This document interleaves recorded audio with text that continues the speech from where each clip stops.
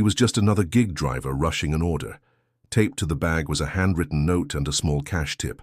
Reading it later, the simple words hit him so hard he shared it online, unleashing a viral wave of kindness no one expected.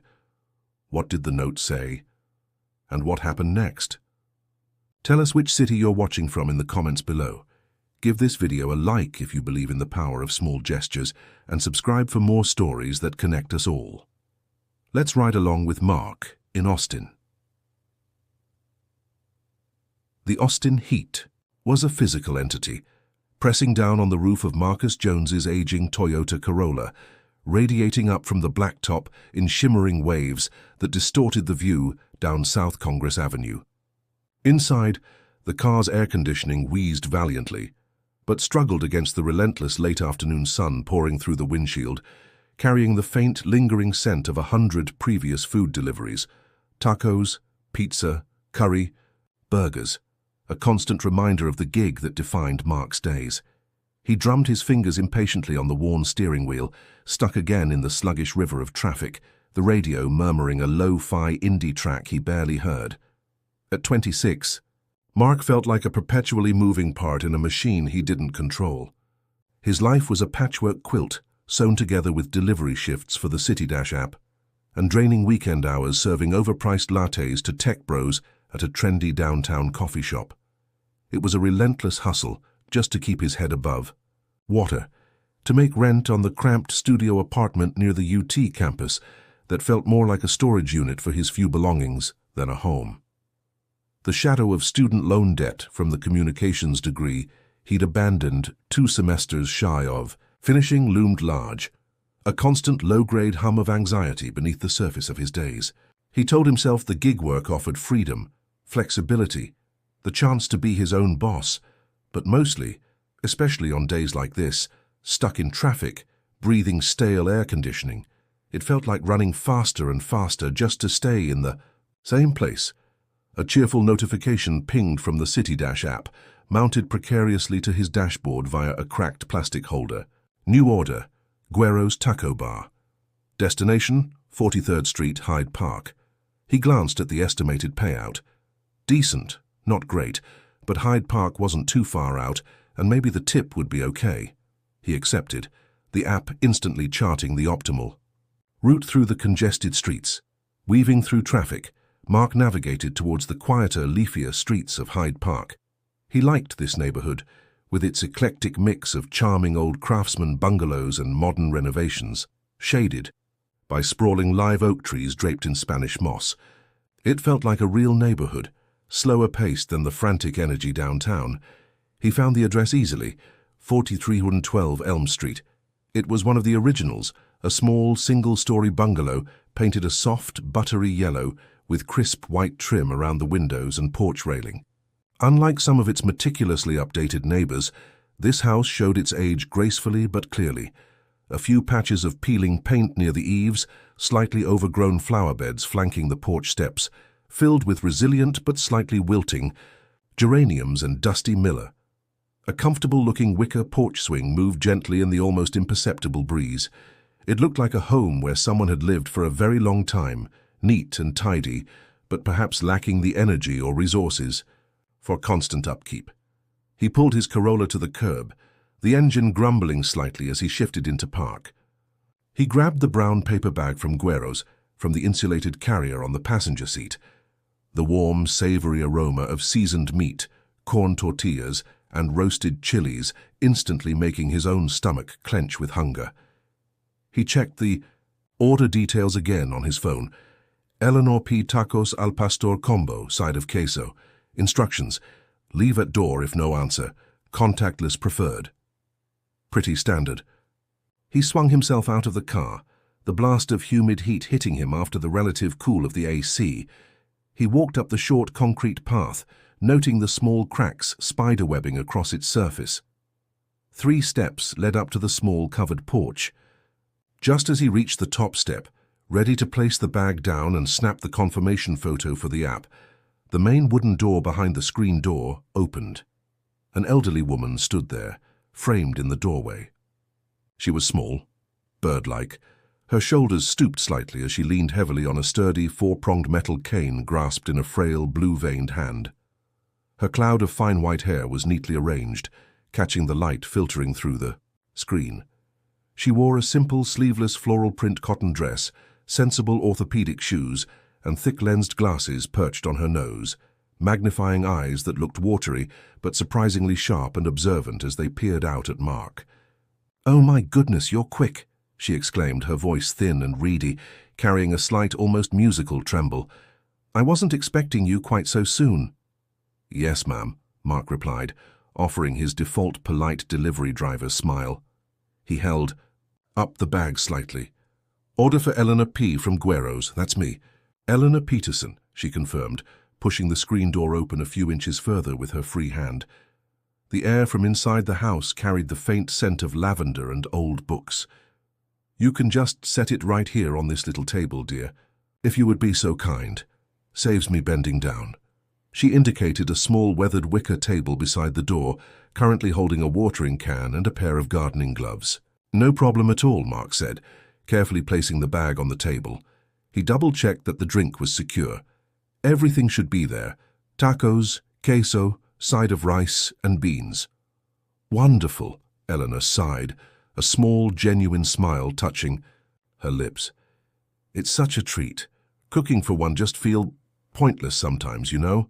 There was that wistful note again, a fleeting glimpse of loneliness that tugged at something in Mark, before the ingrained habit of professional efficiency took over. The app on his phone vibrated softly in his pocket, likely a notification. About potential orders nearby. Time was money. "Well, I hope you enjoy it very much, Eleanor," Mark said sincerely, stepping back from the door. "Have a great rest of your evening." "Thank you, dear. You too. And please," she added, her gaze holding his for a brief moment, "be careful out there on those busy streets."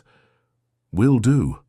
Mark nodded quickly, already turning back towards his car, his mind shifting gears towards the next potential fare, the next destination on the city map. He heard the soft click of the screen door closing as he reached the sidewalk. Just another delivery completed. He slid back into the oppressive heat of the Corolla, cranked the AC, and immediately checked the app. A notification confirmed the delivery was complete, and thankfully Eleanor had added a modest tip through the app, $3, better than nothing. He tapped accept on a new order notification, pizza pickup downtown, heading south this time.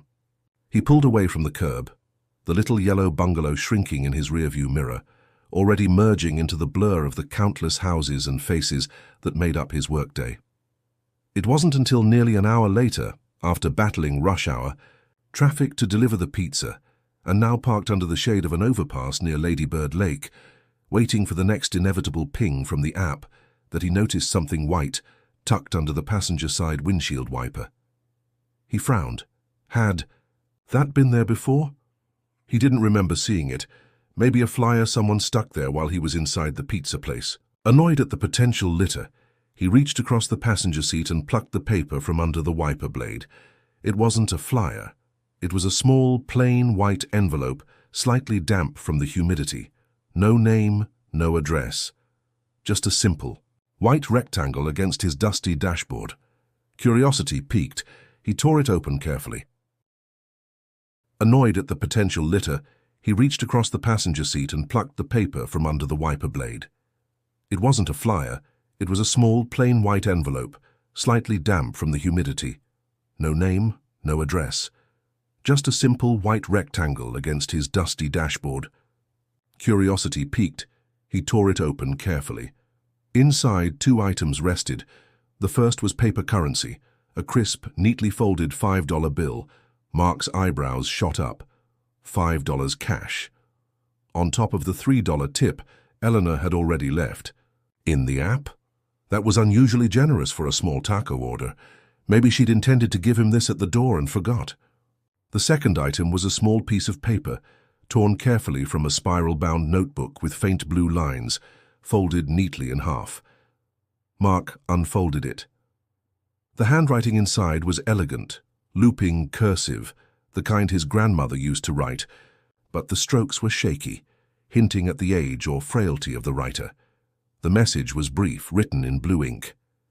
Thank you again for bringing my dinner. Sometimes the delivery people are the only faces I see all day. Please take this extra. $5 for yourself. Be safe out there. Eleanor P. Mark read the words once, then again. They landed with an unexpected weight in the stuffy heat of his car. Sometimes the delivery people are the only faces I see all day. The simple sentence painted a stark, poignant picture. He immediately recalled Eleanor standing in her doorway, leaning on her cane, the dim, quiet house behind her, her gentle correction of her name, her quiet sigh about cooking for one, the wistful look in her magnified eyes. Suddenly, the anonymous transaction felt intensely personal. She wasn't just Eleanor P., 4312 Elm Street. She was Eleanor Peterson, an elderly woman living alone, whose main human interaction on some days might be the fleeting exchange with a food delivery driver like him. That $5 bill, likely significant to someone on a fixed income, wasn't just an overly generous tip. It felt like a quiet plea for connection, a small offering in exchange for being seen, however briefly. A wave of guilt washed over Mark. Sharp and uncomfortable, he remembered his own quick departure, his mind already focused on the next fare, the next ping from the app. Had he been too brisk, too impersonal? Had she lingered at the door after he turned away, hoping for another word? He thought of his own grandmother, living alone hundreds of miles away in Ohio. He always meant to call her more often, but life, the hustle, always seemed to get in the way. How many days did she spend seeing only the mail carrier or the grocery delivery person? The note felt like a small, quiet tragedy, encapsulated in a few shaky lines of ink. It spoke volumes about the hidden loneliness that could exist behind the neat facades of quiet neighborhood homes.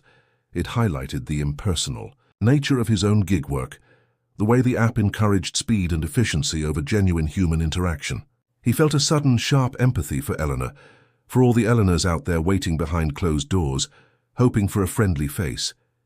He carefully refolded the note, handling the fragile paper with reverence now. He tucked it, along with the $5 bill, into a separate compartment of his worn wallet, distinct from his earnings for the day. This felt different. This wasn't just payment. It was a message, a reminder.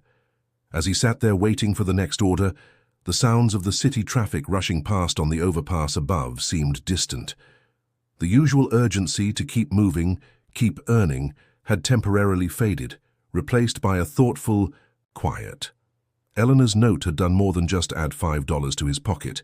It had offered him a brief, sobering glimpse into another person's reality, a reality far removed from his own daily grind, yet connected by the simple act of delivering a bag of tacos. It made him wonder about the countless other brief encounters that made up his day, the stories hidden behind the doors he visited, the silent needs and lonely hearts existing just beyond the reach of the delivery app's algorithm. The small, folded note stayed in the protected compartment of Mark's wallet, but its message resonated long after the ink had dried. Throughout the rest of his delivery shifts that week, he found himself operating differently. The usual frantic urgency to maximize earnings per hour was tempered by a newfound awareness, a quiet curiosity about the people behind the orders. He started lingering an extra second at doorsteps, offering a warmer, more genuine smile, making brief eye contact. He'd add a, "Hope you have a really great night," or "Stay cool out there," instead of just the perfunctory "enjoy."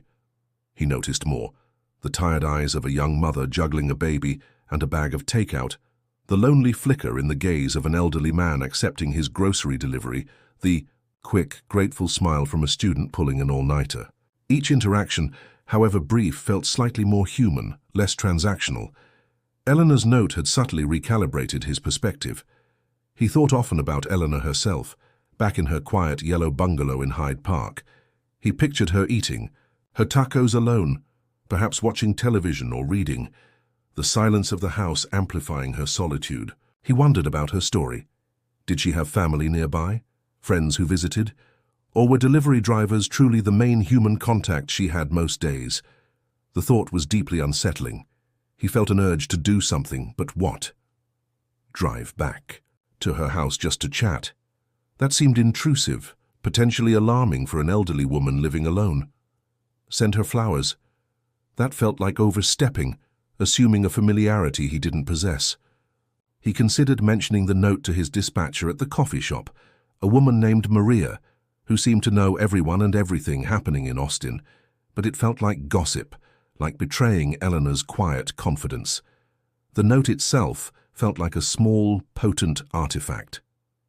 Its simple words, "Sometimes the delivery people are the only faces I see all day," seemed to capture a widespread but often invisible modern loneliness, particularly among the elderly or isolated. It spoke to the paradox of living in a hyper-connected world while feeling profoundly disconnected. One rainy evening, sitting in his car between deliveries, scrolling idly through social media, Mark found himself looking at the note again. He felt a strong conviction that its message deserved a wider audience, not to expose Eleanor, but to perhaps raise awareness, to remind people of the quiet struggles happening just beyond their own busy lives. He hesitated. Sharing something so personal felt risky, but what if it could spark a conversation? What if it made even one other person pause and offer a kinder word to their next delivery driver, or check in on an elderly neighbor? He decided to do it, but anonymously. He opened Reddit, navigated to the RR Austin subreddit, a typically chaotic mix of local news, complaints about traffic, festival photos, and pleas for lost pet sightings.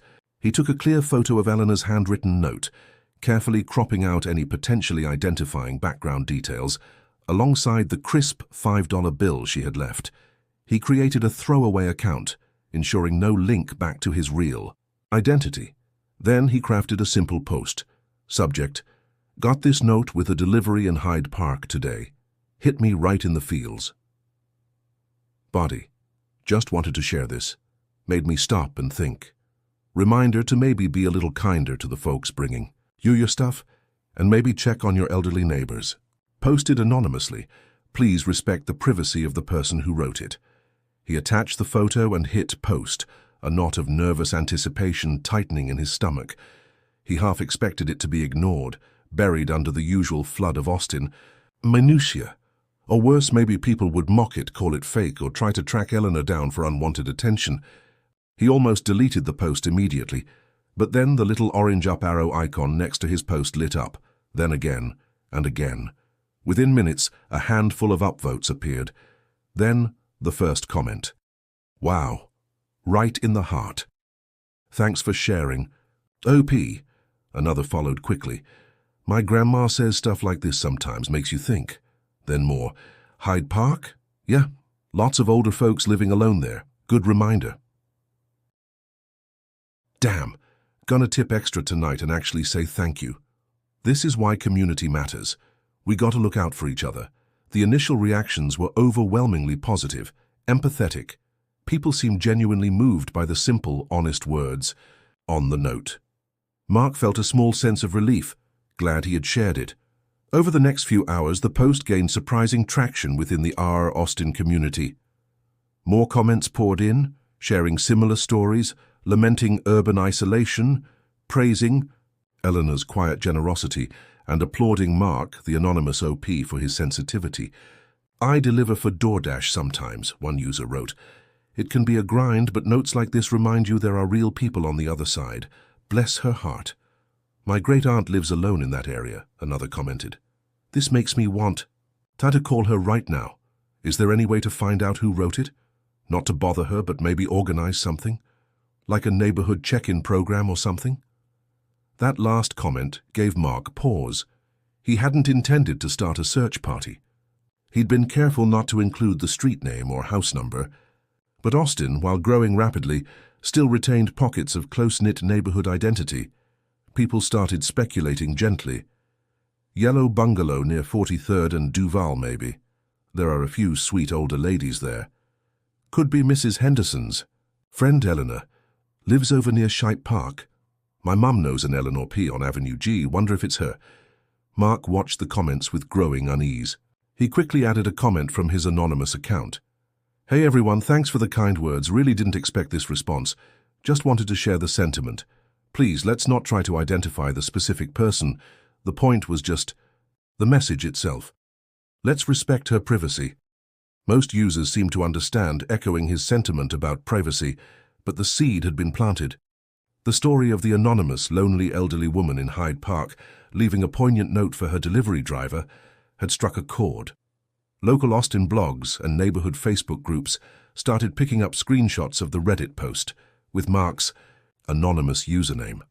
The small act of sharing had unexpectedly sparked a larger conversation about loneliness, aging, community, and the often invisible essential workers navigating the city.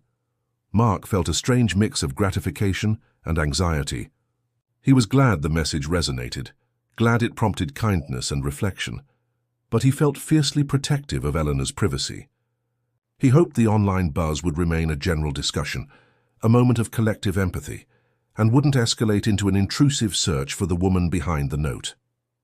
He drove through Hyde Park a couple of days later, deliberately taking a route that passed Eleanor's street, slowing down slightly as he neared her block. He saw her small yellow bungalow looking peaceful, unchanged. No news vans, no crowds of curious onlookers, just the quiet house, the porch swing gently moving, the geraniums blooming bravely.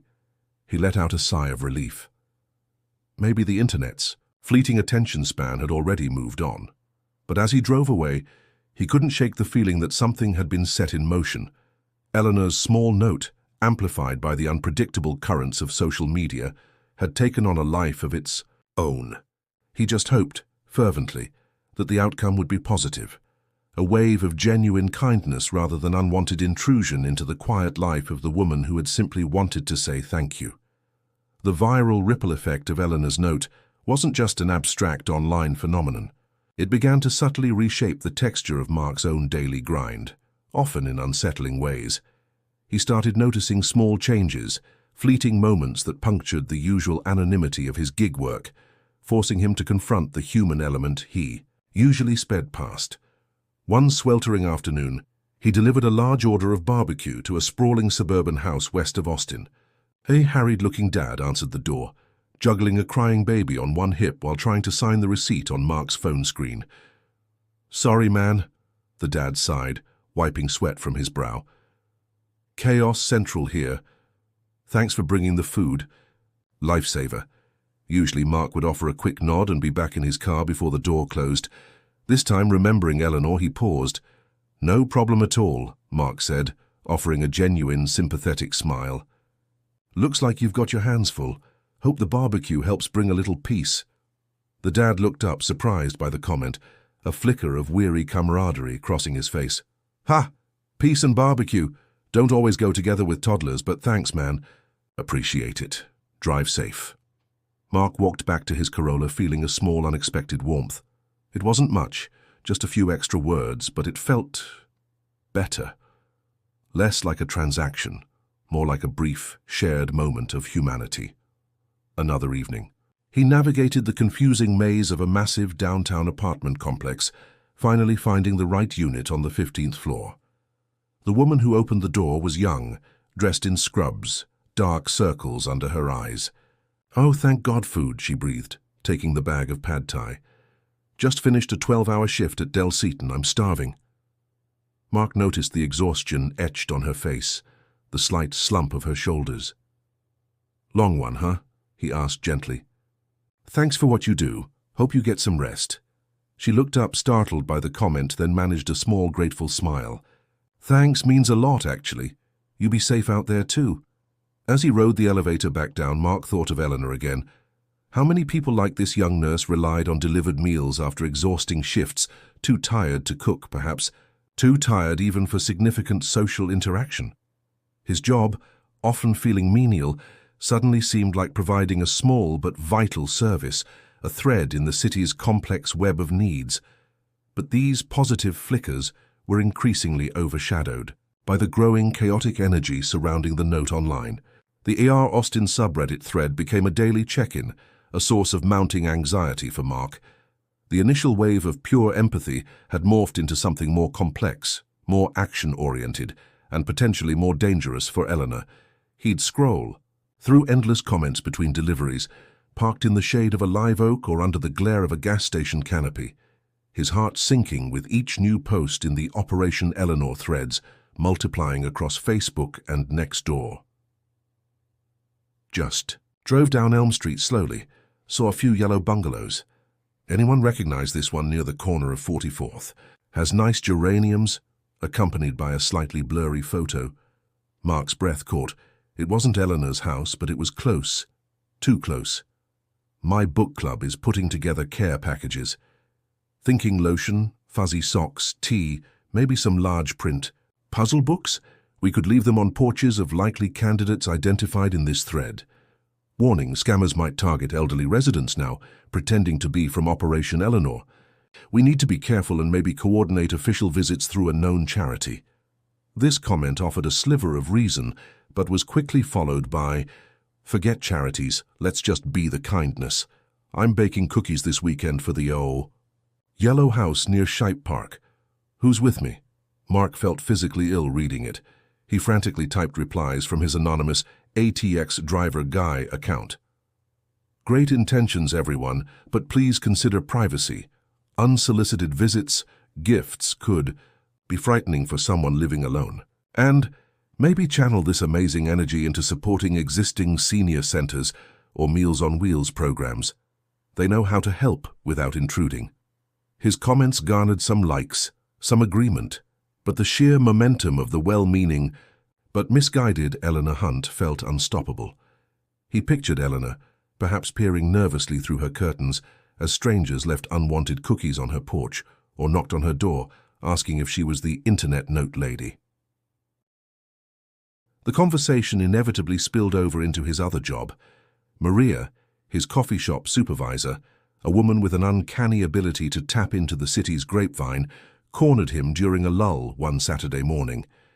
She held up her phone, displaying, "Fair local news website."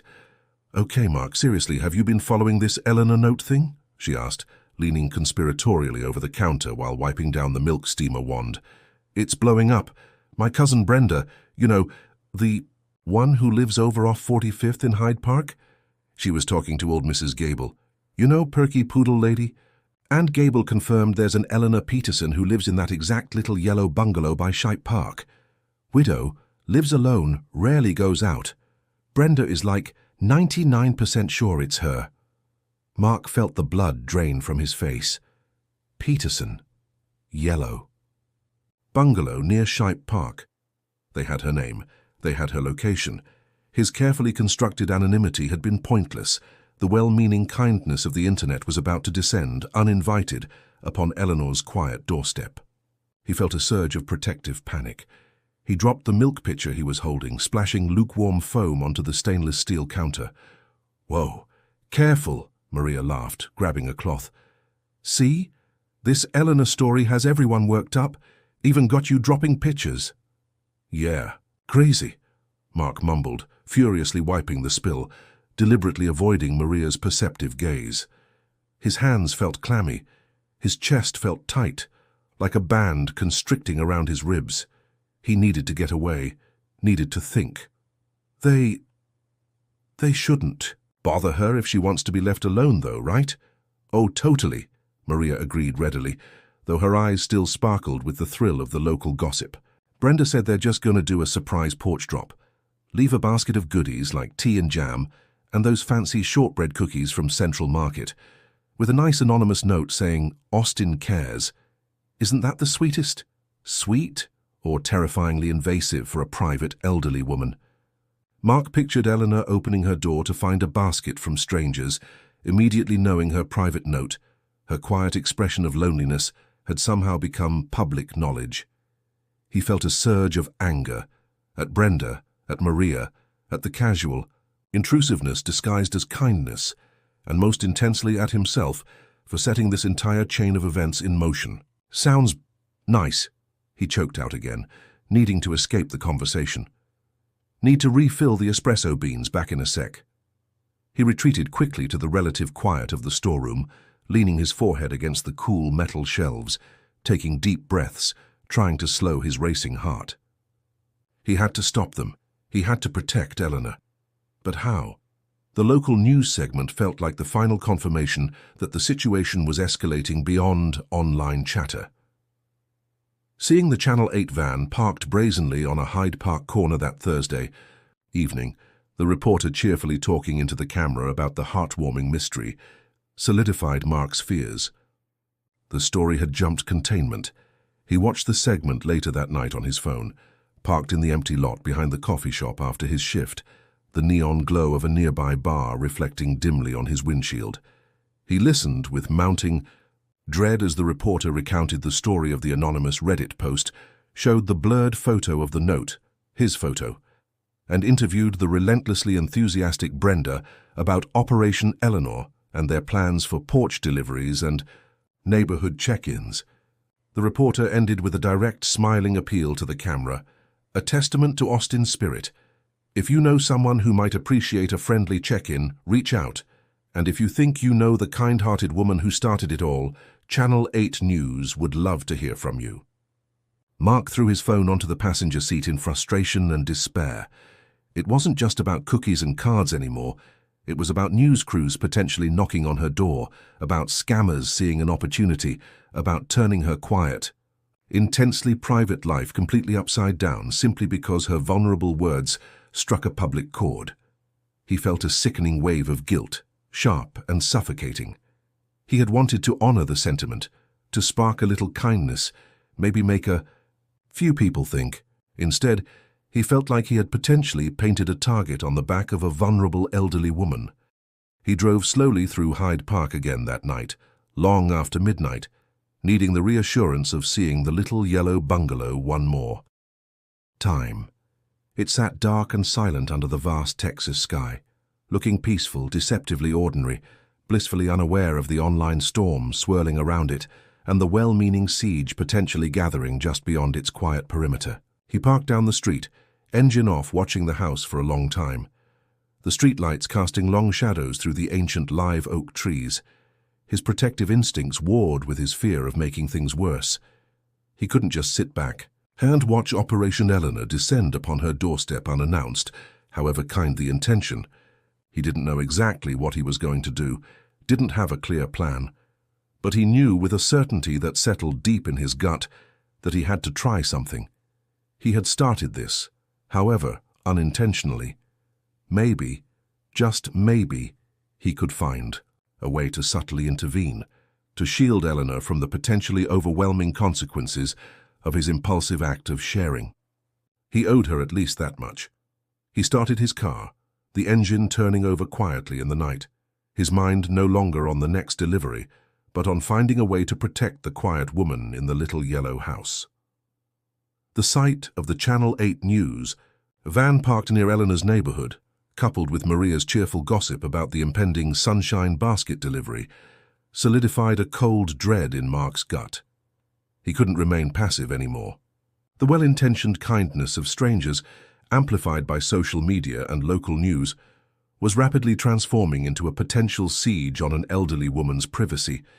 He felt inextricably responsible, the anonymous architect of a situation spiraling beyond his control. He spent a restless night tossing and turning in his small studio apartment, the city noises outside seeming louder, more intrusive than usual. Images flashed through his mind, Eleanor's startled face if strangers appeared on her doorstep, reporters potentially ambushing her for a quote, scammers exploiting the situation. He pictured her quiet life disrupted, her sanctuary violated, all because he'd shared her private, poignant note. The guilt gnawed at him. By morning, a decision had formed, heavy but necessary. He couldn't control the online chatter or the news cycle, but perhaps he could offer a warning, a buffer. He had to go back to the little yellow bungalow on Elm Street.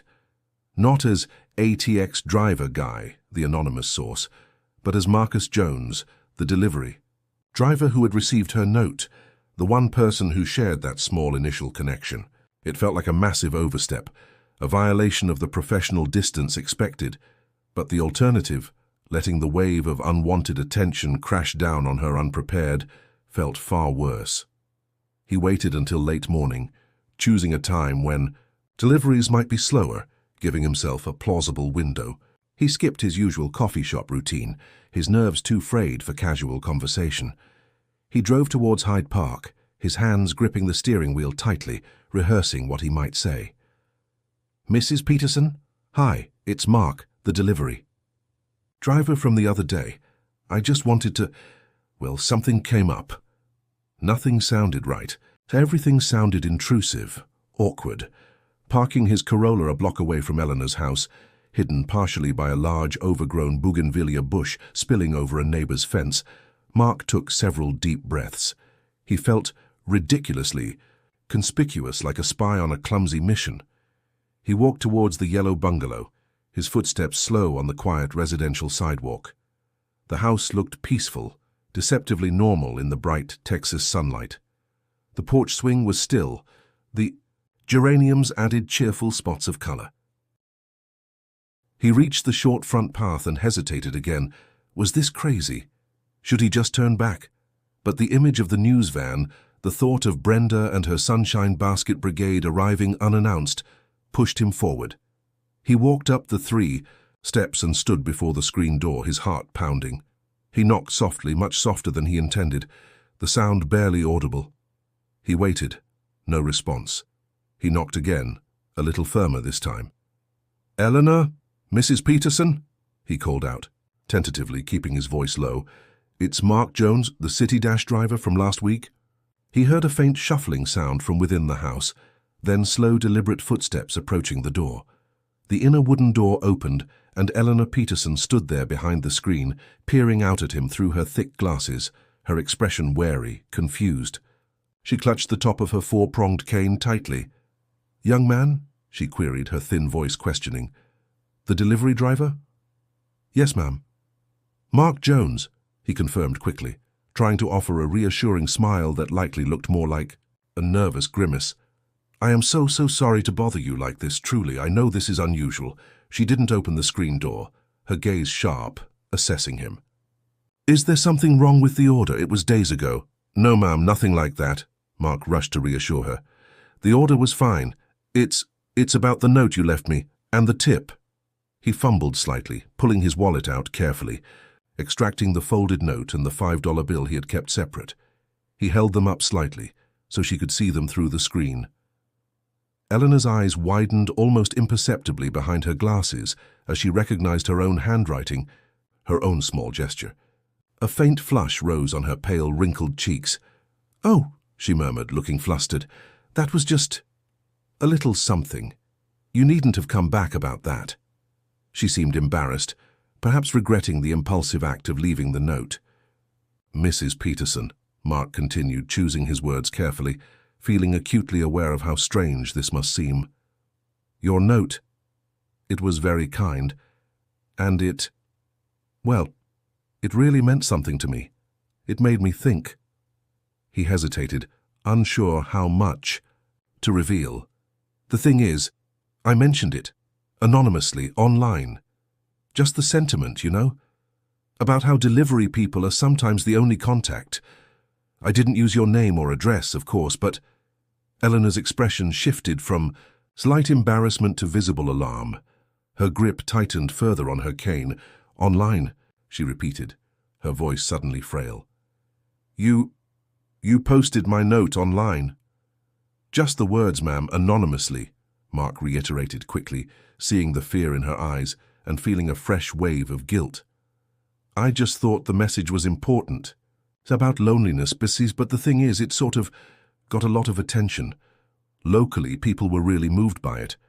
He saw her processing this, her brow furrowed, her eyes darting nervously towards the street behind Mark as if expecting a crowd to materialize. "Attention?" she whispered. "Yes, ma'am," Mark said, hating himself for causing her this distress. People started talking about it, sharing it. Even the local news did a small story, just about the mystery note sparking kindness.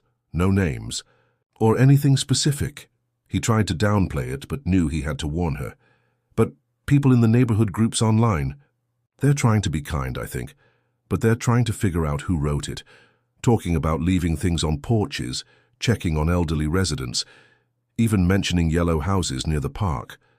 Eleanor's face paled visibly. She took a shaky step back from the screen door, leaning more heavily on her cane. "Oh dear," she breathed, her voice trembling. "Oh heavens no, strangers coming here." The idea clearly terrified her. "I don't think anyone knows it's you for sure," Mark quickly added, trying to backtrack slightly, seeing her distress. and most people just want to be kind. But I saw a news van nearby yesterday, and I heard about some neighbors planning to drop off, well, gifts this weekend. I felt responsible. I felt I had to warn you in case someone did figure it out, so you wouldn't be alarmed if strangers started showing up. He trailed off, feeling utterly wretched. He had invaded her privacy by coming here, frightened her with news of the online buzz, all stemming from his initial decision to share her private note.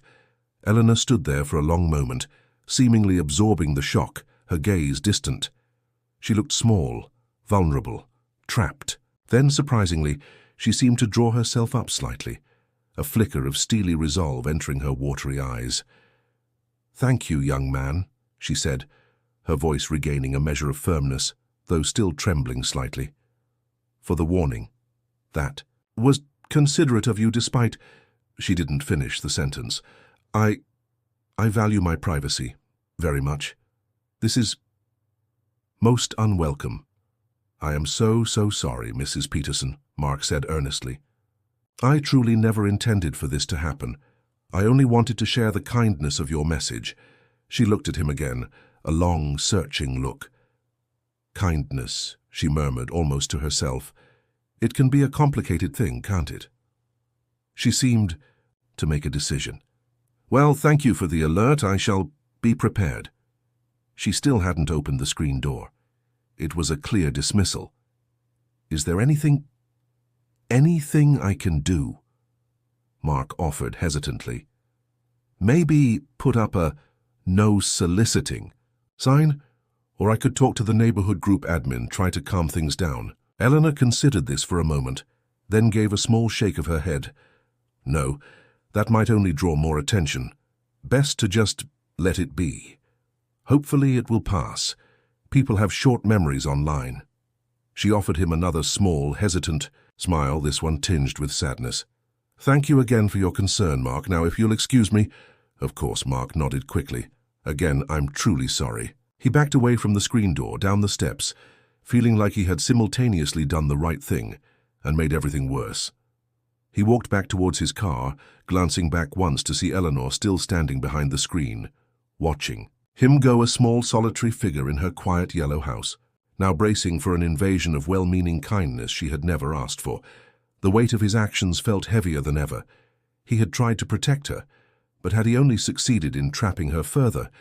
Mark spent the next couple of days in a state of low-grade anxiety, constantly checking the Hyde Park neighborhood groups and local news sites, bracing himself for headlines like "Mystery Note Writer Found" or "Elderly Widow Overwhelmed by Unexpected Attention." He felt possessive of Eleanor's peace, scanning every passing car when he had deliveries in the vicinity, half expecting to see Brenda and her Sunshine Basket Brigade descending upon the quiet yellow bungalow. To his immense relief, the weekend passed without any major public identification or media spectacle focused on Eleanor's specific house. Perhaps his anonymous warnings on Reddit about privacy had some effect, or perhaps the well-meaning neighbors simply hadn't pinpointed her exact location yet. There were general posts about leaving cookies on porches for any seniors who might need cheering up, and photos of volunteers doing yard work at the local community center instead of targeting specific homes, suggesting the energy had been channeled into broader, less intrusive acts of kindness. The GoFundMe continued to grow, its description now emphasizing support for established senior outreach programs in central Austin. It seemed, perhaps, that the initial fervor had found more productive, less invasive outlets. Mark felt a measure of relief, but still worried about Eleanor. Had she been peering nervously through her curtains all weekend? Had the fear of discovery disrupted the quiet solitude she seemed to value? He felt a lingering guilt, a need to know she was truly all right. He found himself deliberately taking a delivery route through her neighborhood again early the following week, timing it for mid-morning. As he drove slowly down Elm Street, his eyes scanned towards the yellow bungalow. He saw Eleanor. She wasn't inside looking out. She was sitting on her porch swing, a rare occurrence based on his previous observations. A blanket was tucked around. Her legs and a steaming mug sat on the wicker table beside her. She wasn't swinging, just sitting peacefully. watching a blue jay splash in the bird bath in her small front yard. She looked calm, peaceful even. As Mark's car idled past, Eleanor looked up, her gaze meeting his through the windshield. There was no fear in her eyes this time, no alarm. Instead, she offered a small, deliberate nod of acknowledgement, perhaps even a faint, tentative smile, before turning her attention back to the blue jay. It was a tiny gesture, but it spoke volumes. To Mark, it felt like forgiveness. It felt like reassurance. It felt like she was okay, that she had weathered the potential storm, perhaps even found a quiet strength in facing the possibility of discovery. He didn't stop, didn't intrude further. He simply nodded back, though she likely didn't see it, and drove on, a significant weight lifting from his shoulders. The viral buzz around the mystery note eventually faded, as most online sensations do, replaced by new headlines, new causes, new neighborhood dramas. But for Mark, the experience left a lasting mark. He continued driving for City Dash, still needing the money, still facing the daily grind. But his perspective had shifted. He made a conscious effort to see the people behind the orders, to offer small moments of genuine connection, to remember that behind every door lay a human story, often invisible. He even started volunteering a few hours a week at a local senior center, delivering meals or just chatting with residents, channeling the empathy Eleanor's note had awakened into tangible action. He often thought about Eleanor, hoping she didn't feel quite so lonely. He never received another note tucked under his windshield wiper, never had another direct conversation with her beyond that brief exchange on her porch. Their connection remained rooted in that single, poignant, accidentally public moment of vulnerability and gratitude. Then, about 6 months later, Mark was delivering groceries, a side gig he'd added through a different app, to an address just a few blocks from Eleanor's. As he walked back to his car, he saw a familiar figure slowly making her way down the sidewalk, leaning on her cane, carrying a small bag that looked like it held knitting supplies. It was Eleanor Peterson. She looked up as he approached, recognition dawning in her eyes. This time she smiled first, a clear, genuine smile that crinkled the corners of her eyes behind her glasses. "Well, hello there, young man," she greeted him, her voice sounding stronger, less frail than he remembered. "Still rushing around these streets, I see." "Yes, ma'am, Eleanor," Mark smiled back, feeling a surprising warmth flood through him. "Good to see you out and about." "Oh, I get out more these days," she said, gesturing with her cane towards a nearby church hall. "Joined the knitting circle at St. David's. Keeps my hands busy and the ladies there. Well, they talk enough to make up for my quiet ways," she added with a twinkle in her eye. Mark chuckled. "That's wonderful to hear." "It is," she agreed. "Turns out, a little nudge out the door isn't always a bad thing." She paused, her smile softening. "Your sharing my silly note caused quite a stir for a while there. Had me worried sick." "I am still so incredibly sorry about that," Mark said sincerely. She waved a dismissive hand. "Water under the bridge, dear. In the end, no real harm done." And, she added thoughtfully, "It did make me realize perhaps I'd let myself become a bit too isolated. Sometimes you don't realize how quiet your own life has become until someone else points it out. Even accidentally." She looked at him kindly. "Your warning that day was appreciated, and your discretion since." They stood in comfortable silence for a moment, the earlier awkwardness completely gone. "Well," Eleanor said finally, adjusting her knitting bag. "Best be on my way, the needles await." "Take care, Eleanor," Mark said warmly. "Really good seeing you." "You too, Mark. You be safe out there." She gave him another smile and continued her slow, steady walk down the sidewalk towards the church. Mark watched her go, feeling a profound sense of peace and closure. The story hadn't ended with a dramatic intervention or a life-altering change, orchestrated by strangers. It had ended quietly, with Eleanor finding her own way back into the community at her own pace, perhaps nudged slightly by the unexpected ripples of a note left under a windshield wiper. He got back into his car, the afternoon sun warm on his face. He still had deliveries to make, bills to pay, the daily hustle ahead of him. But something felt different. Eleanor's note and the unexpected journey it had sparked had reminded him that even in the most routine, impersonal transactions, there was potential for connection, for empathy, for recognizing the shared human experiences hidden just beneath the surface. Sometimes all it took was reading the note.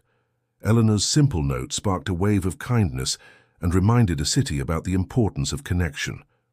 What did you think of Mark's decision to share the note? Let us know in the comments.